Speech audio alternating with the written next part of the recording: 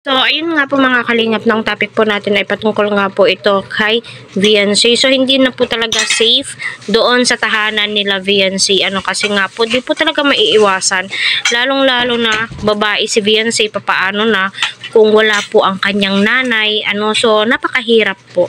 So, tama lang po talaga na mapabahayan sila, at least malapit sa paaralan ni VNC para hindi na din po malayo, kasi napakalayo din po ng nilalakad ni VNC. Di natin alam kung may sira ang ulo, baka nga po harangan siya. So di natin alam kung ano po yung mangyayari, may masamang loob, may lasing, ganun. So napakahirap po talaga, at mas mainam din po na ihatid sundo talaga ni Edo itong si VNC, kasi nga po rinig po natin kung ano po yung sinabi ng nanay ni VNC, so naway patuloy po natin suportahan syempre si Dr. Love, dahil siya po yung naka-scout kay VNC. So pakinggan muna natin to.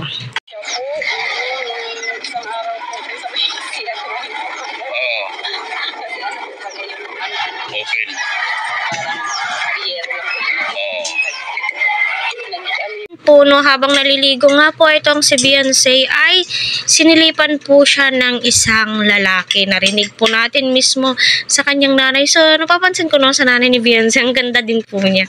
Mana po si VNC sa kanya. So gayon pa man, dalangin ko po ang safety nila VNC. So di na po talaga safe sa kanila. Kita naman po natin, butas-butas po yung bahay nila.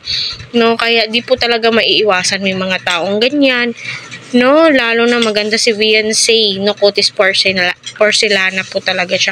So pagdasal po natin, lalong-lalo na po sa pang-araw-araw na ginagawa ni VNC, palagi po siyang pumupunta sa paaralan, naglalakad. Di po natin alam kung ano po yung mangyayari. Gayon pa man, kaya kailangan po talaga ni VNC ng taong gabay, maggagabay sa kanya, maghahatid sundo. Kung pwede si Edo, why not, diba? Kasi nga, hindi po talaga safe.